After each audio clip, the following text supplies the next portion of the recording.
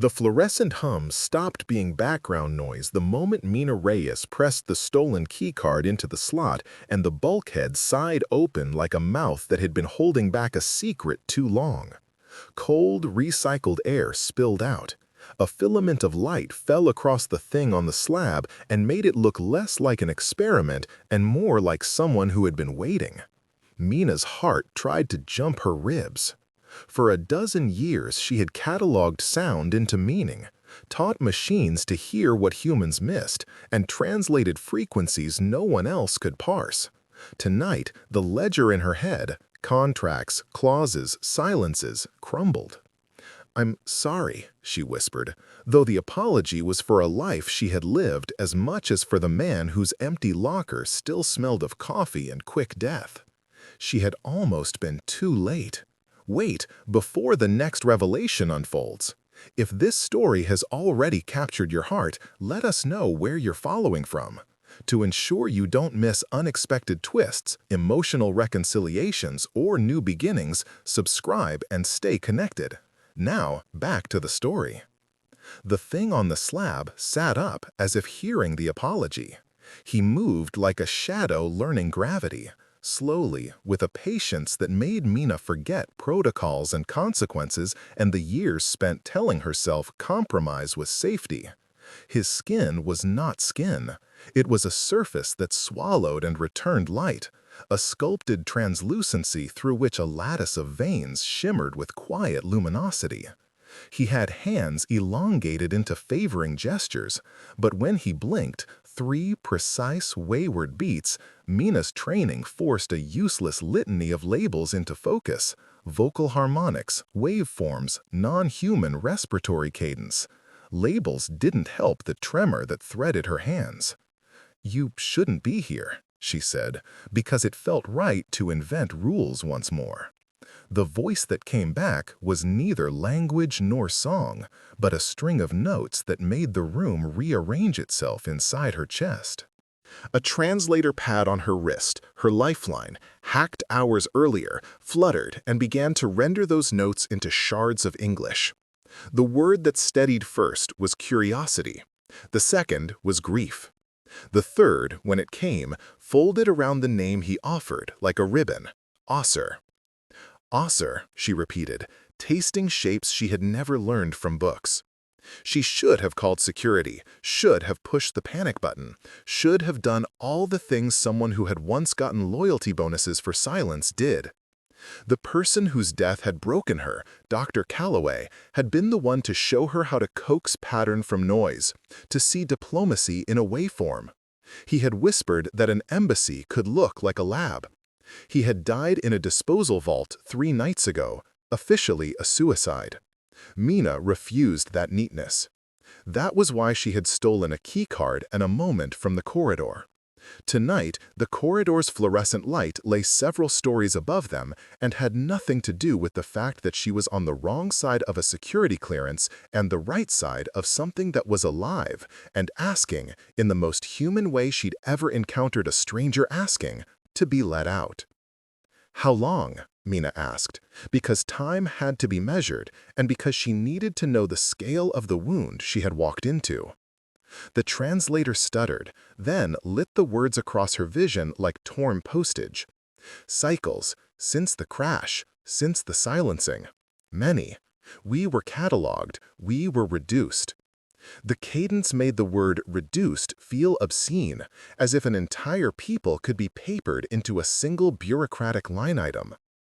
Osser's eyes, if she could call them that, watched her with a sincerity that made her breath pinch. He was not a monster. He was a messenger who had been rewritten into a case file. He was, Mina thought, a living question they'd been taught to ignore. Mina smelled the lab, the copper tang of ionized metal, the faint sweetness of disinfectant, and the phantom message of the coffee that had stayed warm in Calloway's mug too long. She remembered the ledger, the DARPA black lines, the contracts that had asked her to find the syntax of strange voices, the afternoons translating oscillations into predictive models. She had told herself she was a scientist, That was easier than being the woman who went to a disposal vault at midnight because one line in a spreadsheet kept humming her name. The thing was not a thing. He offered his wrist, long, luminous, and the small gesture was all the trust she needed to steal him away. "You can't come with me," she told him, out loud and useless and entirely her own. It wasn't fear of the consequences. It was the knowledge that the government called their acts containment and acquisition and had a budgetary appetite for anything that smelled of advantage. She knew how a program ate names until nothing remained but the utility of a discovery. To take him was to put two lives on the scale, his and her own. He looked at her and translated a single small phrase, and Mina felt something ancient and integral unloosen inside her chest. "I will not hurt anyone. I will return home." There was no arrogance in it, only resolve, the kind that made her want to fold herself into that promise and carry it like contraband. The translator supplied an odd addendum, "And I will remember you." They moved under alarms that hadn't yet learned to triangulate the silence between a woman and an exile. Mina hacked cameras with a hand that kept trembling and rerouted their heat signature into the afternoon bins of data. She held Osser's hand as they passed the corridor where technicians drank fluorescent coffee and called themselves heroes for keeping secrets. The way he fit into her grip was wrong and right simultaneously. His palm was cool and textured with tiny ridges that registered every nuance of her pulse. He read her like a song and hummed back notes that matched the rhythm of her breath. The most damning truth was botanical and simple. She wanted, for reasons she could not archive, to keep him safe. Outside, the desert had the blunt judgment of ancient things. The sky bled mauve and a wind came, carrying dust and the low threat of a storm. Mina commandeered an old government vehicle, a pickup with a dull matte finish and a pollution of NSA stickers on the dash, and they drove with the speed of small crimes and the grace of desperation. Every sensor in the sky was a mouth, every listening post an eye. Mina mapped their route with fingers that remembered an old callus where she'd held a compass as a child. She was crawling out of the ledger and into a story she didn't yet know how to narrate. "Where would you go?" she asked, because the question was kinder than asking what he knew. Direction was a gentleness she could manage. "Home," he said. The translator rendered home into a complex series of metaphors. Roots, light, a city that had no single horizon. And Mina felt a loneliness sharpen into something that could split bone. Acer's memory was patchy like a burned manuscript. He remembered a flood of blue light, the announcement of delegates, and the violence of being plucked from somewhere bright and thrust into fluorescent confinement. He remembered being called a specimen and a diplomat in the same breath, and the duality made him laugh, a sound like stones in a riverbed. He did not remember a war, but he remembered fear. He didn't yet understand the word government in the way she did, but he had already felt its teeth. They stopped in a wash of scrub under a sky that was closing like a fist. Mina set up a makeshift camp with the efficiency of someone who was used to emergency fieldwork. She rigged cloth over the cab and placed a shielded array behind the vehicle to scramble thermal signatures. Osser sat and watched her like a child learning to be alive in new weather. He asked questions about human things, why people built fences, why they hid, why they smiled less when their mouths moved into polite shapes. Mina found herself explaining everything she had once been paid to unsee. Secrecy as policy, compromise as a currency, truth as a danger. The desert listened and kept none of it. When night came and the sky was a bruise, Osser tilted his luminous face to the heavens. He hummed into the dark, and the notes drew constellations that Mina could feel rather than see, patterns that threaded the dome above into something deliberate. He told her then, slowly, words folding into the translator in ragged clarity, about a crash and a corridor beneath Nevada. He spoke of an ark buried before human tongues had names for continents. An artifact, a city-sized thing, intentionally hidden by his people when they fled a contagion that consumed planets. "We were given guardianship," Osser said, and the translator flung the word like a net. Guardianship, stewardship, covenant. His cadence implied reverence and blame woven together. The United States did not know what it was taking, he said, or perhaps knew too well and had chosen to keep it. Mina's mind ran a dozen similes and landed on one brutal fact. Where she had worked, artifacts meant leverage. The ark under Nevada would mean technology beyond budgets and beyond ethics, a seed for a power no one had consented to. Her palms turned slick. "Why would they?" she started, and the howl of approaching storm swallowed the rest. Cold rain began to fall like punctuation. He reached for her hand. When his fingers closed around hers, the translator shifted. For a second, the words it offered were personal in a way that Mina's belly tightened. "You broke the ledger for me." She wanted to tell him that she had not, that she had merely stolen an imperfect chance to atone. But the truth was simpler. She had broken something. The safety she built around herself, protocols, justifications, the daily arithmetic of small moral compromises, had splintered into a history she could no longer hide behind. Rain made the first tracks of the night and painted the desert black. The truck's engine coughed and died, a meek punctuation to the rawness of their new arrangement. Mina looked at Osser in the dark and felt a decision forming like a muscle. She would not hand him back to the ledger. Not because she had a plan, she did not, but because to return him was to complicate the moral calculus with innocent blood. Outside, the world hummed with surveillance. Inside, a different geometry of trust was being drawn, one that would demand more than rebellion.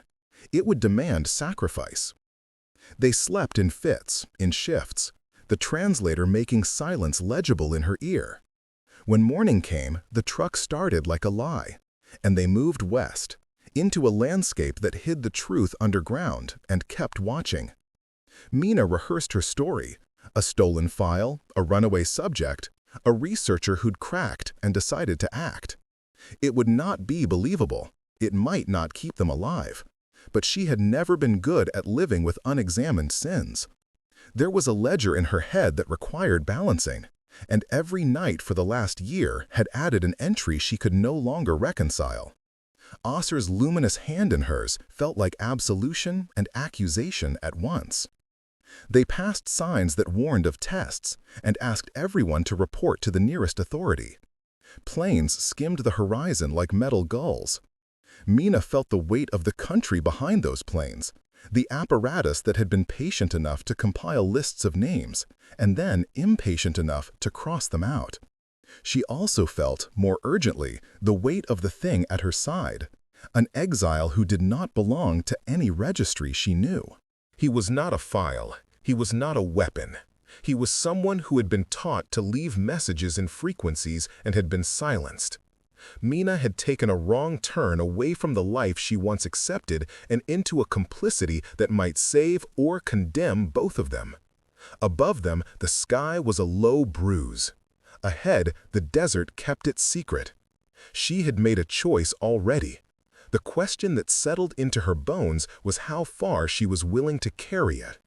They found a motel with a sagging neon sign and a parking lot that smelled of old luggage and mothballs.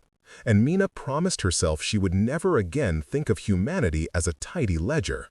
She checked them in under 2 names she had borrowed from a database of cleared contractors and used the last of Calloway's emergency cash to pay in cash, anonymity purchased with the coin of the dead.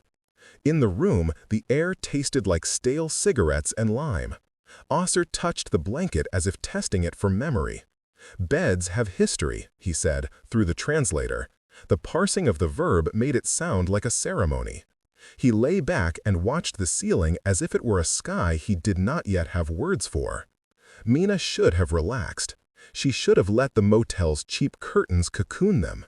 Instead, she opened Calloway's encrypted notes again, fingers trembling as if the paper could cut her. Dr. Calloway had scribbled half-finished phrases in margins, waveform trees, possible diplomatic frequencies, a shorthand that suggested he had believed any translation could be negotiated into a truce. In the margin dated 3 days before his death, a single line pulsed like a wound. Beneath, Ark, not salvage, stewardship contract violated. The pen had scratched hard enough to perforate. She read it until the ink blurred, and then tried to choose what to tell Acer. He asked quietly about his people, and Mina watched him unspool memory like someone afraid of tearing a fragile cloth. He spoke of councils that met beneath bioluminescent domes, of rites that sounded like science and prayers braided together, of an ark whose purpose was not conquest but continuity, an archive of life, a repository for species when their worlds turned to ash. We were entrusted, he said. The translator translated the verbs into ways of stewardship that implied legal, spiritual, and biological obligations. It was not ours to lose, he added. And the pity in his voice made Mina feel 19 again, an idealist who had once believed the right word could change policy. Acer's presence made other things impossible to keep quiet. He asked about the human word for apology, and laughed when Mina tried to explain it as both admission and balm. He learned to fold his fingers around the cigarette lighter she offered, and found pain in the flame's heat. He learned laughter by mimicking the upward curve of her mouth until his own luminous face seemed to glow with a tentative humor. She taught him small practicalities, how to pay at a pump without triggering a background check, which highways were less monitored, which desert washes were likely to hide the scent of their engine. In exchange, he taught her a way of listening that untangled panic. He could find the pitch of fear in a rusted hinge and tell her if the noise came from a rodent or a government drone. Once, sitting on the mattress and mapping a route on a paper map that she had kept in a coat she'd almost forgotten she owned, Acer hummed a phrase that made the inked roads rearrange themselves into a map of currents and access, an acoustic cartography that ran beneath Mina's old literal cartography. He saw routes in tones she had never had the equipment to parse. Their days blurred into a ragged education. They scavenged food from truck stops and slept in hidden hollows of earth, and each stop became an exercise in intimacy and calculation.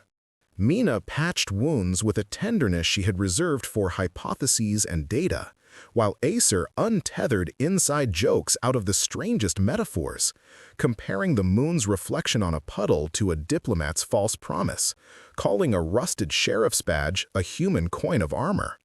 He asked about her family, and she closed like a door that had been left open and slammed by a gust. She had told them she worked for projects that were about language and algorithms.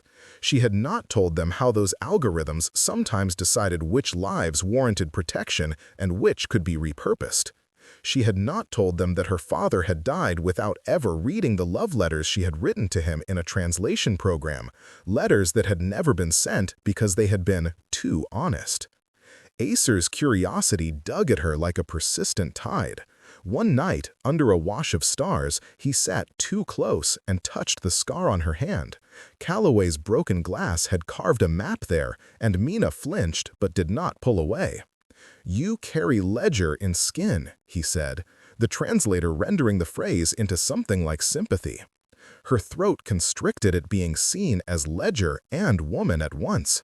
"I don't want to keep counting," she whispered. He hummed a low, wavering chord that sounded like an answer and placed his luminous palm over hers. The skin of his hand felt impossibly warm, then cool, then like the echo of a song. Whatever he felt for her was unquantified by policy or protocol. It was a near-primitive, human hunger for touch and truth. But tenderness in the desert is a magnet for other things. They were followed for the first time by a small, unmanned recon bird, a metal wasp that skated over scrub and kept their heat signature in memory. Mina saw it from a low ridge as a sequence of light, and then as a confirmed fact that there was no longer space for improvisation. She led Acer away, breath loud, and for the first time, the distance between them felt like a measure of how much she could protect. They ducked into gullies, crawled beneath sagebrush, and for hours Mina plotted moves that had once been theoretical simulations for hostile actors. She felt old, exhausted, infinitesimally small, and impossibly alive. Their luck cracked further when a man with a sunburned neck and a badge that smelled of bureaucracy and stale coffee found them 10 miles from the perimeter of Groom Lake. He stopped his truck like a god dropping a handcard, and Mina felt the weight of 1,000 contracts descend onto her. She smiled through grit, an actor in a past life, and told him a practiced story about a broken-down car and a wrong turn. The badge man asked for identification. Acer stared at the man as if the species had never before been offered paper. The translator chattered fragments. Passport? Colony registry? Mina's heart hammered against the deceit she was forcing. She handed the badge man a fake ID she had printed the night before, a forgery smeared with 2 perfect fonts, and watched as his date-checked brain clicked into pattern recognition. He hesitated, a small fissure in the state's confidence that felt like mercy. "You're far from the highway," he said. "You folks okay?" His voice had sympathy in it, but more than that, it had a bored authoritarianism, the kind that trusts the system and resents any deviation from its rhythm.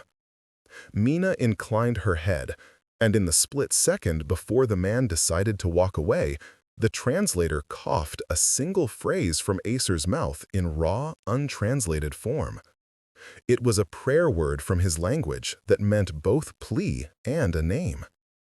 The badge man stopped, looked, his eyes narrowing not from comprehension, but from the ancient human instinct to categorize what it could not explain. Mina's hand closed around Acer's wrist. She lied, then lied again, and when the badge man left ostensibly unconcerned, she realized the lie had been a thin membrane stretched over much deeper truth. They had evaded the person in the truck, but the man's gaze would be logged and triangulated, a small ping that could become a net. "We need safe contact," Mina said that night, voice brittle. She had allies in places she no longer trusted, colleagues who owed Calloway favors or who believed in protocols instead of profits. Her old life had been built of contacts like this, shadow alliances, favors traded for secrets. She texted a name she had not called in 2 years, Jonah Voss, a friend whose ethics were as malleable as her own used to be. Jonah answered with the speed of someone who kept his phone on a standby for crisis. He offered a rendezvous at a derelict airfield 2 days hence and provided a name. "I can get you to the rim. After that, you're on your own." Mina felt relief like a transient warmth, but asked him for assurances. A safe house, a path to a non-governmental aerostat used by researchers in the basin, someone who could move them without intelligence noticing. Jonah's words were blunt. He would help for a price. He wanted information in exchange, files, waveforms, access to Calloway's research. Mina knew this exchange, commodities traded for survival. She agreed, giving off a part of herself like a coin pressed into a palm. Acer watched her make the bargain. The translator relayed his tone without the nuance of worry. "You trade for her path." He did not accuse, he catalogued. Mina felt like a currency broker deciding between 2 worlds. The honesty of being a ledger made this easier and crueler. She could calculate the odds and the losses. But love, if what began to stir between them could be called that, is not a currency that balances neatly on paper. In the hum of their temporary camp, Aser reached out and pressed his forehead to hers. Not a human gesture she had expected, and yet fitting. The translator coughed out a syllable that meant apology and promise. "I will remember," he repeated. The next morning, they drove to the airfield like fugitives and actors in a play that had already been rehearsed in nightmares. Jonah kept his distance until the exchange was made. He took Calloway's lead files and, in return, supplied them with a pilot's name, a plane that could fly low and slow, and an access code to an aerostat that served as cover for scientific surveys. "You won't get far with lights on," Jonah said. "Keep quiet. Don't make transmissions. Don't look like you belong to anyone." His eyes were tired. They had seen many debts paid in secrets. He placed a hand on Mina's shoulder in a gesture that was neither comfort nor comforting, just acknowledgement that she had chosen. As they moved toward the rim that night, Mina felt a pull like deep-sea pressure in her chest. She had traded parts of herself to keep Aser safe, but every barter left residue: shame, pragmatism, an odd glow of defiance. She told herself she would give up her freedom for him because it was the right thing to do. She told herself all the right words in wrong order, and then, when the plane's shadow swallowed them, she stopped trying to catalog feelings at all and let herself be small enough to be afraid and brave enough to keep moving. Their flight was tense, the pilot a quiet constellation of scars and oaths. Below, Nevada unrolled like a secret kept too long. Above, the aerostat hummed with a bureaucratic lullaby. Somewhere in the layered quiet, Mina felt the ledger in her mind tilt. This tilt would tilt back, she knew, into consequences she could not yet see. For now, the important thing was the sound of Aser's breath next to her, the small human noises he made as the plane dipped and climbed like a living thing adjusting to a new atmosphere. They were between states now, of country, of being, of belonging. Between them, something was growing, dangerous and incandescent. And while the government's long machinery turned lower and lower gears to locate one missing asset, two fugitives prepared to gamble everything on a promise and a map no human had been meant to read. The plane smelled of oil and old regrets.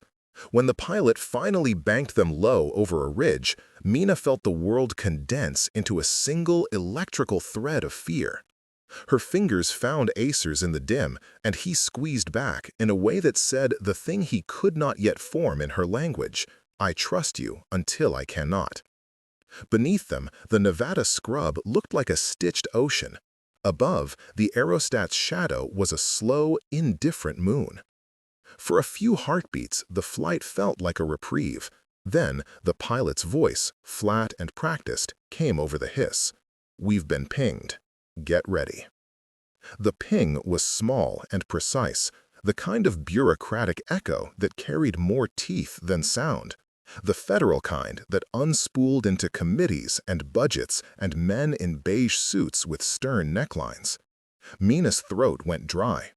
She had known this was possible. She had lived inside manuals that detailed probabilities, risk matrices made moral. Still, knowing and experiencing were two different injuries. She imagined Calloway, hands shaking, scribbling formulas that had been too late to save him. She imagined him looking at her, a silent accusation she could not afford to hear. The plane dipped. The pilot spat a prayer and cut a course that hugged the earth like someone trying not to be noticed by a god. They landed in the hush of a canyon where wind had carved its own private laws. The pilot unloaded them with the professional indifference of someone whose life had been paid for in favors and small necessary lies. Jonah's contact, an airborne biologist named Sari who smelled of diesel and powdered citrus, took them in with an assessment so quick it felt like a first kiss of suspicion. Her eyes flicked to Aser and then to Mina, cataloging the incongruities, the luminous skin, the way Aser's shoulders held a posture that was not unlike a refugee's dignity. "We can get you close," Sari said, "but not inside." Her tone implied mechanics and morality in the same ration. There are layers above the Ark, they're not just fences. This country has infrastructure written beneath the language of maps. Mina listened as if the racketing of her own breath were someone else's, someone with lungs steady enough to carry bad news. The pilot and the biologist compared notes about surveillance sweeps, about acoustic sensors strung in test arrays and dormant until something disturbed them. Acer watched the two of them parse danger the way he parsed songs. He collected small signals until a pattern emerged, and when he spoke, his voice trembled in a way that was not fear, but the weight of memory. The Ark was not only a sanctuary, it was a registry. We stored life there that could be read. The translator rendered registry as both record and promise.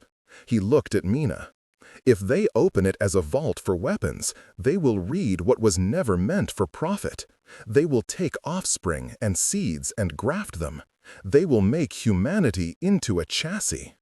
Mina had believed, in theory, in the warning that called out from the margin of Calloway's notes. She had seen how language becomes leverage, how translation can be turned to justify extraction. But this was larger than repurposed tech. This touched the ethics at the spine of civilization. Acer's voice carried a grief that was not purely his. It was the weight of an entire diaspora whose trust had been turned into collateral. "They will not know how to hold it," he said. "They will break it because they are hungry for tomorrow's grain." The image, governments as locusts, fell across Mina's chest with a filmy vertigo. Sari's jaw tightened. "If they're already treating the Ark like inventory, there will be hybrids in cryo," she said. She did not need to say how the government liked to rationalize merging DNA with utility. Better soldiers, better workers, better futures. Mina's mind went cold and then hot. Hybridization was a horror story she had read as dry policy briefing. It was now an ethical emergency with faces and names. "You mean experiments on children?" she said. And the words were a chain link that connected everything she despised about her past life, men and money and the alchemy of consent being rewritten as data points. Asor's luminance waned for a single heartbeat. He did not have human sin, but he had endured human cruelty and nomenclature. "We left the Ark as testament," he said. "We left it to remember, to carry lessons for a species that could not yet survive its own smoke. To take that as an armory would be an erasure of covenant." The translator collapsed the legal with the liturgical, and Mina heard the tremor of a covenant being read every night to keep memory alive. She had never been religious in an organized way. Calloway had been a scientist who worshipped patterns. Yet in that canyon, beneath a sky that had swallowed their secrets, Mina felt herself standing at something sacred and profane at once. "What do we do?" Jonah asked. Not as counsel, but as someone listing costs and liabilities. He had taken payment and banked the ledger's calculus into his own life. Now he wanted to know the return on his risk. Mina could have said the obvious: leak everything, make the world outraged, expose the Ark and hope that public fury could bend a machine that thrived on protocol. But leaks could burn people alive. They could make the government more secretive, more violent, more eager to hide what it had done behind the rhetoric of national security. She thought of the hybrid children, if they existed, their small faces flickering like candlelight in the dark. She thought of Acer's people, of cultures folded into an arc as if a world's worth of memory could be boxed. Expose and possibly slaughter, conceal and become complicit. The canyon's static interrupted them, the radio spitting a code that set Jonah's face to a shade of alarm she had not thought possible. "They've moved on a protocol. Area assets are converging to a grid line south of Groom, Jonas said, voice clipped like a scalpel. He looked at Mina and Acer, and in that look was the ledger again. Debts unpaid, favors due. "You'll have to choose," he said simply. "You can try to get to the Ark and warn them, or you can go public. We can try both, but if we split, they'll pick you off one by one." Acer's reaction was not to the logistics, but to the implication of violation. He pressed his fingertips to his chest and hummed a phrase that set the hairs on Mina's arms to attention. The translator pieced it together slowly, reverent and aching. "If they make of our memory a weapon, nothing will be left for home."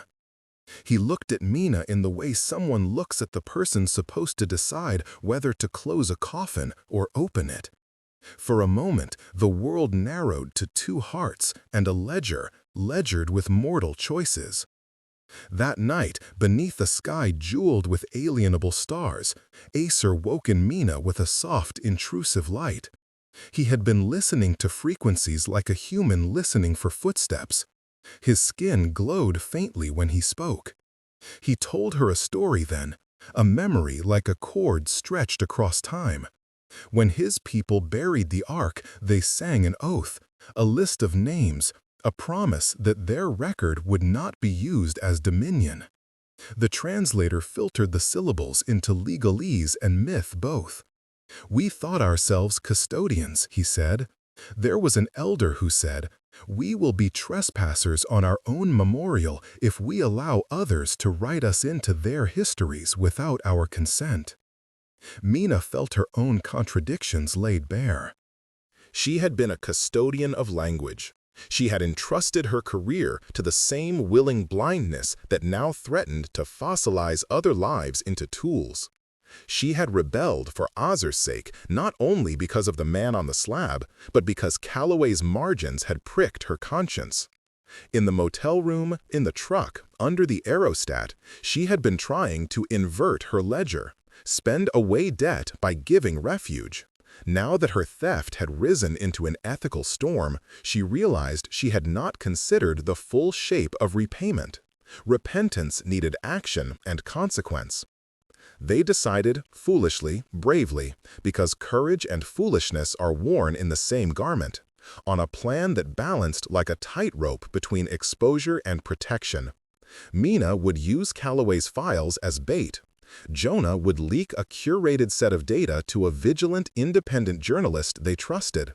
The story would be surgical enough to provoke outrage, not seizure. It would ask for oversight, for immediate parliamentary inquiry, for international watchers.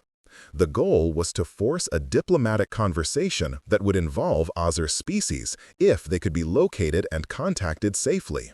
Simultaneously, Ozer and Mina would attempt to reach the Ark and warn the custodial records not to be unsealed, to guide those inside into a position where they could decide for themselves what to reveal to a human world that had already shown its appetite for possession. It was an arrogant plan. It was also the only thing that felt like truth.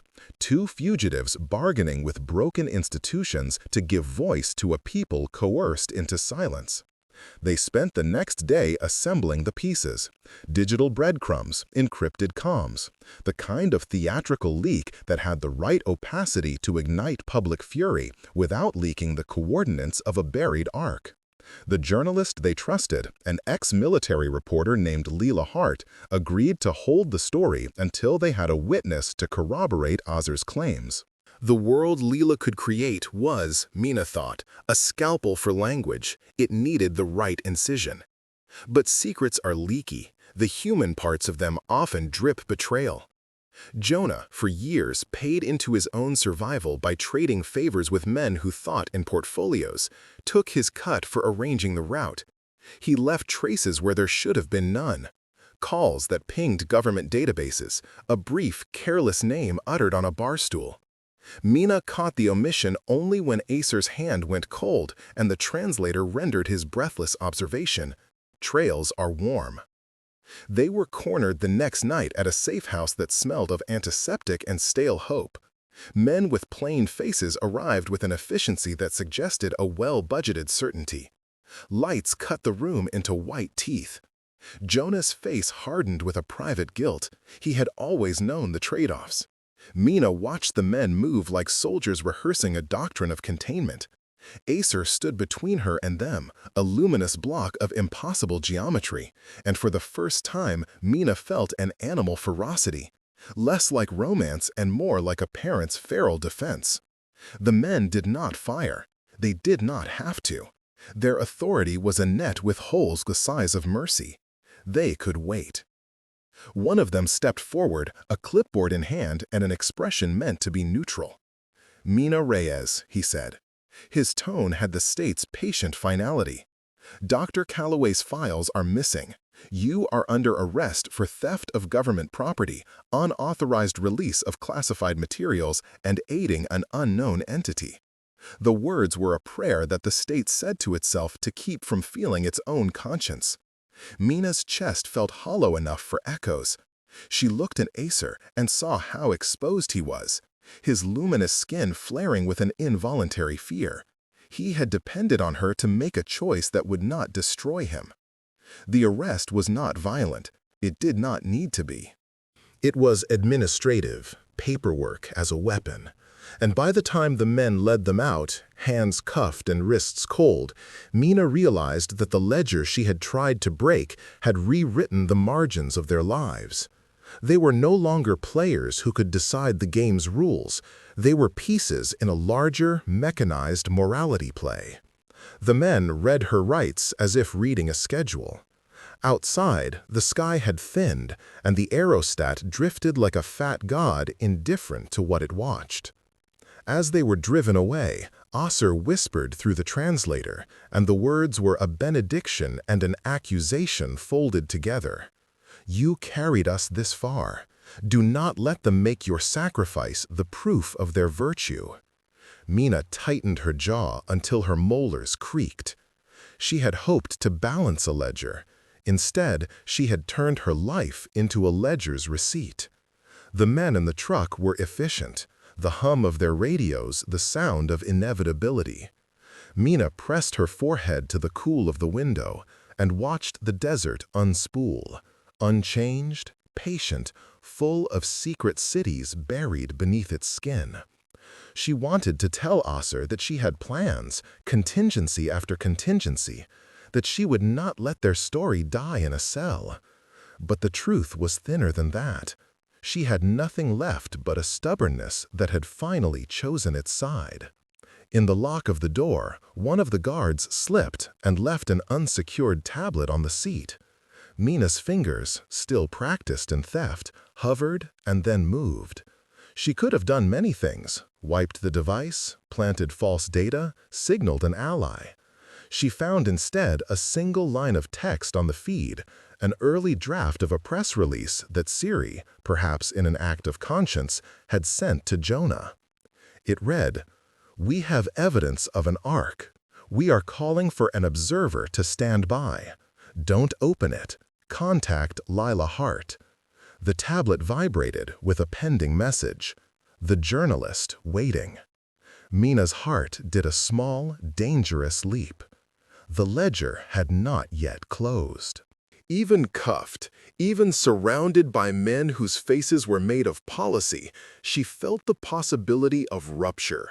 Secrets, she realized with a bone-deep certainty, were not only instruments of power, but also of salvation, if wielded by someone who chose risk over comfortable complicity. The truck hummed toward a facility that would become a cage. Mina folded the tablet under her jacket like contraband history and breathed into Acer's palm the way one might light a candle in a cathedral and hope the smoke would reach someone who cared. "Hold on," she whispered, not to the government men in the truck, but to the fragile, incandescent creature whose hand she could still feel, and to the ark sleeping under a desert that was about to be unmade or redeemed. Outside, secretaries and satellites continued their patient work. Inside, a woman who had once lived by ledgers began to understand that the only balance she could make was not a sum, but a promise. One that would cost her freedom, perhaps her life, but might also open a corridor for voices that had been silenced. The handcuffs bit into her wrists. The truck drove on. Secrets creaked like doors opening, fractures widened into revelation.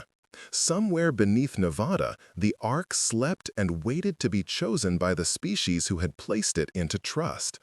Mina's decision had been made in a moment of theft, and now the world would decide whether that decision was treason or salvation. The stakes could not be higher. The fractures were not only external, they were the breaking of old selves into new, and love, fragile and fierce, threaded through the splintering like a stubborn root. Mina heard the clang of the cell door like a verdict. It fell into place behind them and made the truck's hums feel distant, as if someone had turned down the volume on a world that had been getting too loud.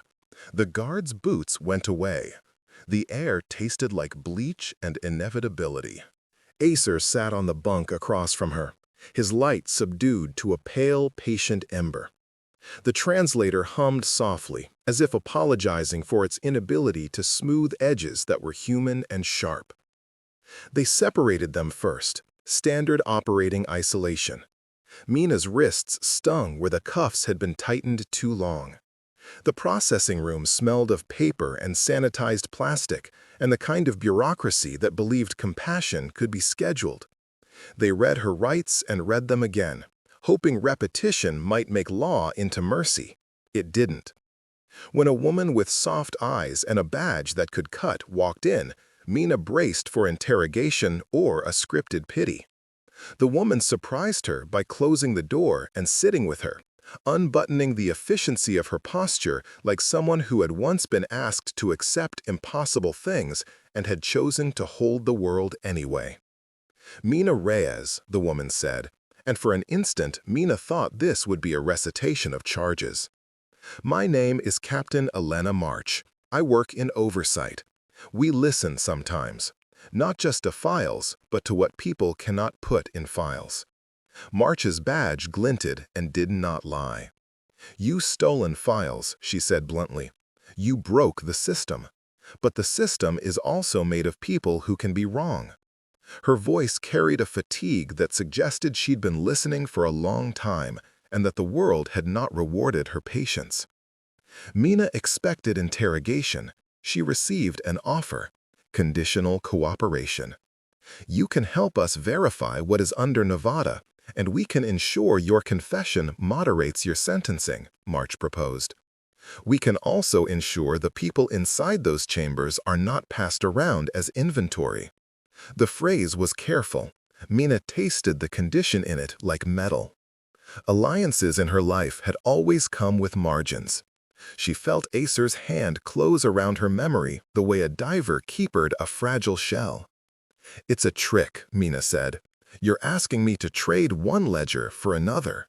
March did not flinch. "Perhaps. Or perhaps it's the only way to get to the truth before our institution weaponizes it." Her eyes were not ungenerous. "But you're not naive enough to think you can do this alone. We need access. We need someone who speaks the language of translation so we don't lose everything in an interpretation that becomes ammunition." She folded her hands and presented Mina with a device, encrypted access that would let her see a sealed manifest under supervision. "You'll point us. You'll go with our team. You'll be watched. You'll be monitored. Or you rot in a cell and the Ark becomes a memo. The choice is yours." Mina tasted the ledger again. Debts, credits, the thin economy she had thought could be balanced with a stolen keycard. She thought of Jonah's half-made bargains, of Lila Hart's agreement to hold a story until it could help rather than harm, of Calloway's margins. She imagined Acer's people, a library of lives caged like specimens and misread by people whose calculus favored dominion.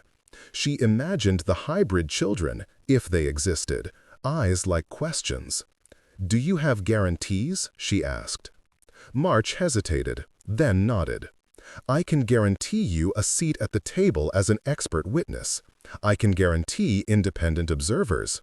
I can't guarantee the system won't try to bend the law to itself, but I can promise transparency at the start.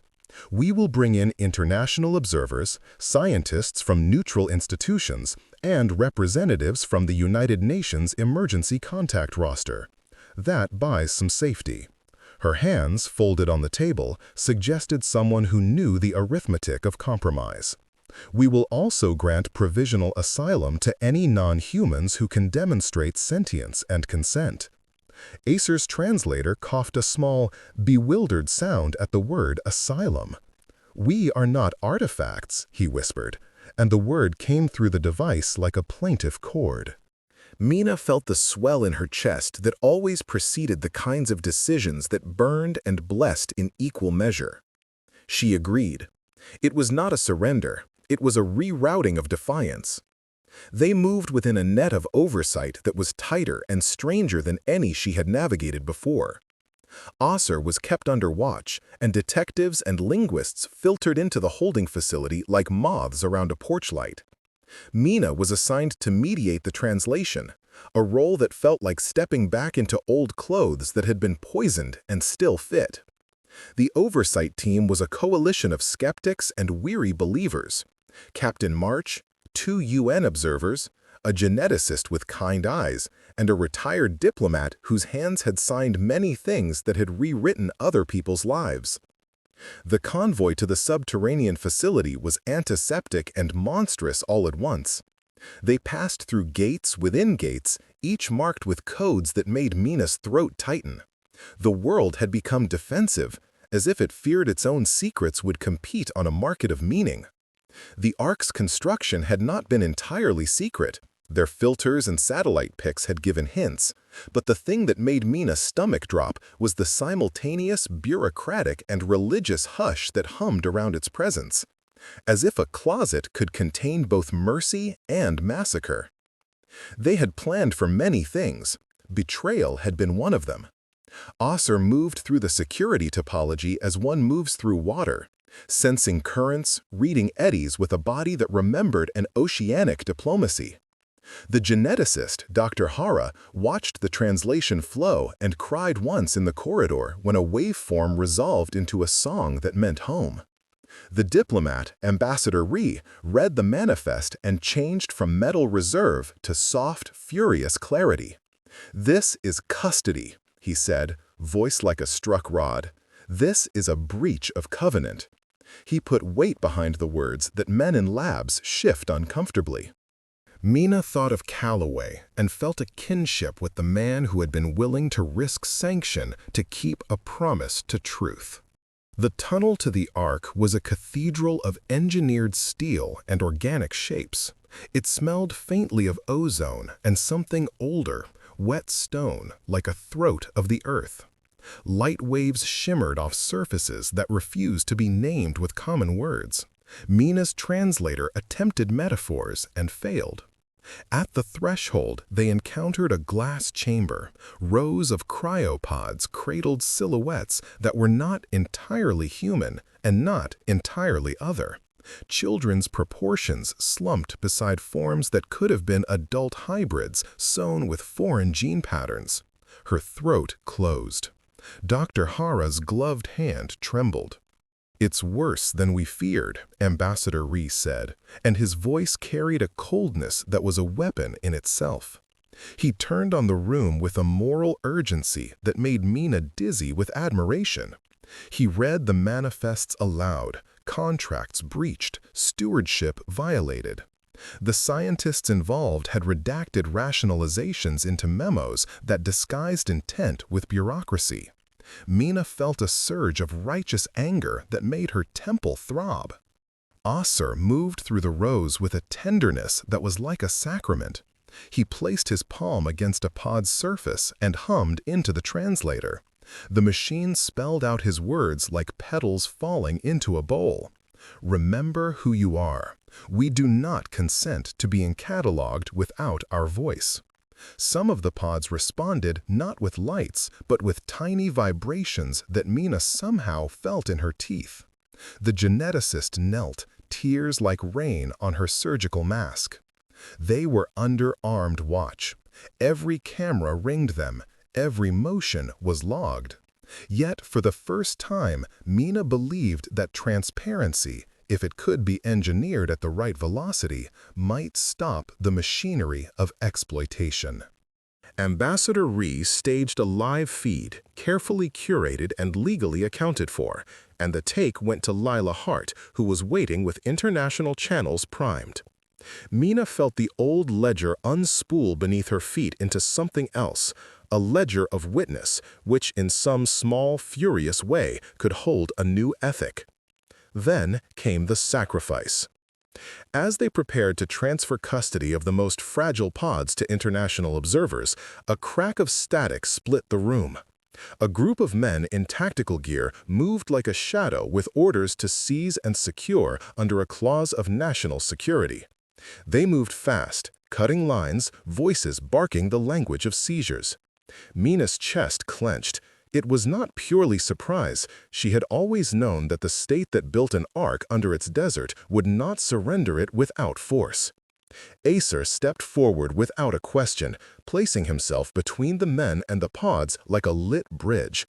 His light flared, white and fierce. He began to sing, not a plea, but an invocation in a pattern that vibrated in the air like a warning. The tactical team hesitated. Their scanners read anomalies, and their training had not prepared them for a being that could alter the calibration of instruments with song. Captain March moved to restrain them. "Stand down," she ordered, but the men were in their programmed rhythm. One lunged for a pod, gloved hand reaching to an interface. Acer's song became a clamp on the mechanics of the room. The lights pulsed, and a harmonic interference fried some systems. Someone yelled. The man's hand touched the pod, and a shock of sound and something else leapt through the room. For a moment, Mina feared the worst, that Acer's connection would be taken as weapon and met with bullets. He collapsed forward, luminous skin dimming as if a battery had been drained by intent. The tactical man froze. Mina ran across the lab like a woman who could not do math anymore. Her feet found floor like prayer. She knelt and held his head in her lap as if closing a wound with palms. The translator was sputtering broken translations, a word that meant apology, another that meant gratitude, and then a phrase that felt like an end and a beginning. "I gave my voice to keep theirs." They placed a pulse monitor on his heart. The soft beat thinned, then steadied, slower, a rhythm rewoven. Mina felt the salt of her own tears on her hands and didn't brush them away. Captain March shouted for medics and for calm. Lila Hart's live feed captured the entire ballet, the seizure, the song, the collapse, and sent it to a world that could no longer pretend the Ark was only a rumor. Across nations, committees broke into emergency session. Calls came from officials who had not known how to measure moral outrage. The public outcry was a tide, and it had teeth. In the candescent aftermath, Mina made a decision that severed a ledger line she had thought would hold her whole life. The oversight team, under Ambassador Ree's furious negotiation, brokered a temporary custody arrangement. Acer would be rendered under international protective custody, but he would not be detained as an asset. Mina, however, would remain as a custodian within their legal framework. Her freedom negotiated for access. She could have fled when the chaos began. She did not. She signed papers that bound her to testimony, to custody of translations, to being a witness who would speak for those without legal voice. It meant incarceration in the short term, but it also meant presence. It meant she would not be able to use her freedom to vanish while the Ark was looted. As the cameras pulsed and the world watched, Ambassador Ree declared the Ark a matter of international heritage and demanded an independent governance council to steward its contents. The tactical men were reprimanded and reassigned. Some investigators were launched. The government's appetite for quiet profit curdled in the glare of scrutiny. Journals published manifests. Protests swelled. Lawmakers called for treaties. The machinery had not stopped, but its gears had been rudely sanded by witness. Acer opened his eyes slowly in a makeshift infirmary as the sun linearized through high, barred windows. He looked at Mina, and the translator furnished words that were small and human. "You carried me here with your hands and your theft. You gave me a choice." His voice was thin, but it held a clarity that made Mina's ribs ache. "I remember our sky now." He tried to lift a hand. Mina took it like someone who'd been given back a compass. She looked at him, and then at the array of people who had become their odd coalition of mercy. Captain March, Ambassador Rhee, Dr. Hara, Lila Heartsfeed still broadcasting a trimmed version of the seizure. The world was messy and not yet redeemed. But the Ark had been kept from being opened as an armory. The hybrid pods would be cataloged under international law. Research protocols were drafted on the fly. Mina felt the ledger in her head settle into a new language, one that read units of care and responsibility instead of profit. Acer's fingers tightened around hers with a fragile force. He hummed a lyric that the translator rendered poorly yet beautifully. "Home will be remembered." The words were a soft absolution. "You saved them," Mina whispered, though she often felt she had only shifted burdens. "We did." Outside, the desert kept its patient sleep, but the hush that once protected the Ark had been breached by light. The government would regroup. There would be hearings and deals and compromises that cut jaggedly into the moral fiber of every institution involved. Mina would answer for theft and for leaks. She would lose time, possibly her liberty. But she felt a strange and fierce peace. They had bought time for choices that were not the government's alone. Acer rested his head against her palm and exhaled a sound that felt like a bridge. "When I am whole," he said, voice gaining color, "I will go home. I will speak to my people. You will be remembered in our songs." Mina laughed once, short and raw. "Don't make me the tragic chorus," she said, and her smile was not light but real. "Help me to be alive when you sing." He smiled back with a tenderness that did not belong in any ledger. And for the first time in a long time, Mina let her past and present meet without reconciliation, and found instead a messy, living translation, a love born out of risk, an agreement written across species and sacrifice, and a promise that some bridges, once built, would not be buried again. The morning light was thin as a coin, slipping through blinds into the infirmary. Mina woke to the small consternation of cuff marks and a peace that felt like verdict. Acer lay beside her like a lantern that had learned to breathe human. His fingers found hers without ceremony, and the translator stitched the words between them. "We remember." Outside, the committee rooms filled with noise. Diplomats, lawyers, scientists trading moral calculus in tenor. The Ark became an international custody issue, a charter drafted under cameras. Cryopods were cataloged as living, not inventory.